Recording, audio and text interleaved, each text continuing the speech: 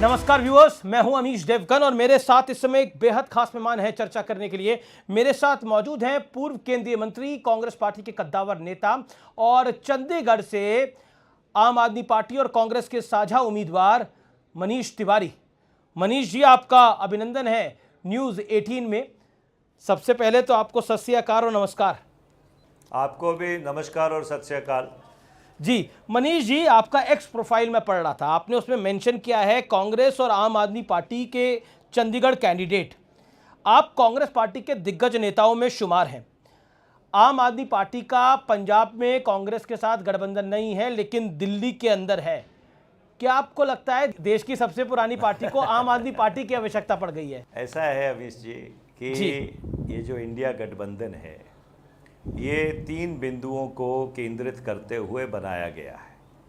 पहला, ये सुनिश्चित करना कि 2024 इस देश का आखिरी चुनाव ना हो। दूसरा, कि जो संविधान डॉक्टर बाबा साहब भीमराव अंबेडकर जी ने हमको दिया है, वो संविधान बरकरार रहे और जो केंद्र में सत्ता में काबिज हैं वो उस संविधान को खारिज ना कर पाएँ।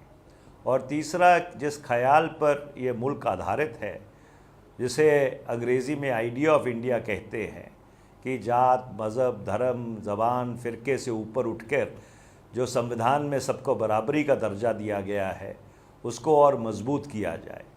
और इन तीनों बिंदुओं को अगर किसी चीज़ से खतरा है, वो भारतीय जनता पार्टी की नकारात्मक नीतियों से है। और इसलिए पंजाब में भारतीय जनता पार्टी नाम का पंछी मौजूद ही नहीं है। वहाँ पे एक सामान्य लोकतंत्र है और सारी पार्टियाँ वहाँ अलग अलग लड़ रही हैं। जहाँ भारतीय जनता पार्टी को चुनौती देकर उनको शिकस्त देनी है, वहाँ पे इंडिया गठबंधन लड़ रहा है। इसमें कोई विरोधाभास नहीं है। लेकिन मनीष जी, आप बहुत सीजन्ड लीडर हैं। आपने कई चुनाव लड़े हैं, कई चुनाव लड़वाए हैं और यूथ कांग्रेस के साथ हैं। मैं आपको बहुत पुराने से जानता हूं। आपको मैंने एक यूथ नेता के तौर पर कवर करा है, एज अ मिनिस्टर कवर करा है, एज अ ऑपोजिशन में जब आप रहे तब कवर करा है। लेकिन महत्वपूर्ण ये है, कांग्रेस पार्टी, क्या आपको लगता है जो इस दौर से इस समय निकल रही है, और देखिए चुनाव, देश में चुनाव का माहौल है, लेकिन आम आदमी पार्टी के साथ एक विरोधाभास जैसी स्थिति है, क्योंकि पंजाब में आपके नेता, कांग्रेस पार्टी के वरिष्ठ नेता कहते हैं कि आम आदमी पार्टी की सरकार चोर है, भगवंत मान के ऊपर आरोप लगाते हैं। क्या आपको लगता है ऐसे में ये विरोधाभासी जब तरीके से आप लोग वोट मांगते हैं तो उसका नेगेटिव इम्पैक्ट जाएगा, या आपको लगता है इसका पॉजिटिव असर पड़ेगा? देखिए अमीश जी, उत्तर भारत में शायद पहली बार ऐसा तजुर्बा हो रहा है, पर दक्षिण भारत में ये तजुर्बा हम कई दशकों से कर रहे हैं। केरल में हम लोग CPM CPI के खिलाफ चुनाव लड़ते हैं, बट राष्ट्रीय स्तर के ऊपर हमारा समन्वय रहता है और ये परंपरा पिछले कई दशकों से चल रही है। और इसलिए और केरल में भी भारतीय जनता पार्टी बिल्कुल मौजूद ही नहीं है और उनका कोई वजूद नहीं है। और इसलिए मैंने आपको पहले भी ये बात कही, दोबारा से आग्रह कर रहा हूँ बड़ी विनम्रता से, कि जहाँ पर एक सामान्य लोकतांत्रिक माहौल है, वहाँ पे सभी दल अलग अलग लड़ रहे हैं। प्रधानमंत्री मोदी ने एक बयान दिया, उन्होंने बोला कि अगर 71 में वो होते तो करतारपुर भारत का हिस्सा होता।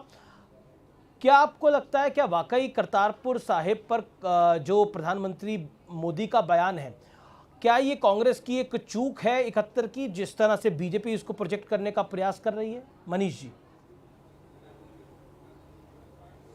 देखिए, प्रधानमंत्री जी को ये भी कहना चाहिए था कि अगर पाकिस्तान के 2 हिस्से किए 1971 में, तो वो कांग्रेस की सरकार ने किए थे। एक कांग्रेस की प्रधानमंत्री थी स्वर्गीय श्रीमती इंदिरा गांधी जी, जिन्होंने पाकिस्तान के 2 हिस्से किए और एक नए मुल्क की संरचना की, बांग्लादेश की, और पाकिस्तान को ऐसी शिकस्त दी जिससे पाकिस्तान आज तक उभर नहीं पाया है। तो प्रधानमंत्री जी जब इतिहास के पन्ने खोलते हैं तो बहुत ही एक सिलेक्टिव तरीके से इतिहास के पन्ने खोलते हैं। और इसलिए जो पूर्वी क्षेत्र था, जहाँ पे युद्ध हुआ, भारतीय सेना ने श्रीमती इंदिरा गांधी जी के नेतृत्व में field marshal Sam Manekshaw, general JS Arora, तमाम लोगों ने वहाँ पर एक नए देश की संरचना की। जहाँ तक वेस्टर्न सेक्टर था, वेस्टर्न सेक्टर की जो सामरिक परिस्थिति थी वो अलग थी, और इसलिए प्रधानमंत्री की तरफ से इस तरह का बयान सिर्फ क्योंकि उनको लगता है कि उनको कुछ वोट का फ़ायदा हो जाएगा, जो नहीं होगा, क्योंकि शायद प्रधानमंत्री प्रभारी ज़रूर रहे हैं पंजाब के, हरियाणा के, चंडीगढ़ के, पर पंजाब को कभी ठीक तरह से और पंजाब की पृष्ठभूमि को कभी ठीक तरह से समझ नहीं पाए। जी, लेकिन एक आरोप जो भारतीय जनता पार्टी निरंतर कांग्रेस पे लगा रही है कि कांग्रेस के घोषणा पत्र में मुस्लिम लीग की छाप है, और मुस्लिम आरक्षण को लेकर राहुल गांधी के एक बयान को प्रधानमंत्री ने 12 साल पुराने बयान को कोट करा और कहा कि अब बताइए क्या करना है। और दूसरी तरफ ममता बनर्जी के एक OBC आरक्षण के अंदर मुसलमानों को घुसाने को हाई कोर्ट ने स्ट्राइक डाउन कर दिया है। क्या आपको लगता है कि बीजेपी इस मुद्दे को जन जन तक पहुंचाने में कामयाब रही है 5-6 राउंड के चुनाव में? देखिए, भारतीय जनता पार्टी लोगों का ध्यान भटकाना चाहती है, पर लोग भटक नहीं रहे हैं। जी, आज लोगों के सामने अगर कोई मुद्दा है, वो मुद्दा ये है कि जो भारत का संविधान है, जो डॉक्टर भीमराव अंबेडकर जी और उनके साथियों ने हमको दिया है, जो संविधान सभा में बैठे थे, उसकी हिफाजत करना है, और उसमें जो अधिकार है, आरक्षण है, उसकी हिफाजत करना है। प्रधानमंत्री जी इस बात को बड़ी अच्छी तरह से जानते हैं कि जहाँ तक शेड्यूल ट्राइब्स का आरक्षण है, वो संवैधानिक तौर पर सुनिश्चित किया गया है। जहाँ तक OBC का आरक्षण है, वो एक ऑफिस मेमोरेंडम के तहत विश्वनाथ प्रताप सिंह की सरकार लेके आई थी, और उस चीज़ की पुष्टि फिर कांग्रेस की सरकार जब प्रधानमंत्री श्री PV नरसिम्हा राव प्रधानमंत्री थे, उन्होंने किया, और फिर एक 9 न्यायाधीशों की खंडपीठ ने इंदिरा साहनी के मामले में उसके ऊपर मोहर लगाई है। हंसराज हंस पर एक हमला हुआ है, और उन्होंने कहा है कि मेरी बाल बाल जान बची है इस पूरे मामले के अंदर। इसको आप किस तरह से देखते हैं? वो प्रधानमंत्री की सभा में जा रहे थे, तलवारें लेकर उनके उपास लोग आए उन पर अटैक करने के लिए, उनका जो आरोप है, इसको आप किस तरह से देखते हैं? देखिए, मुझे इसके बारे में कोई जानकारी नहीं है।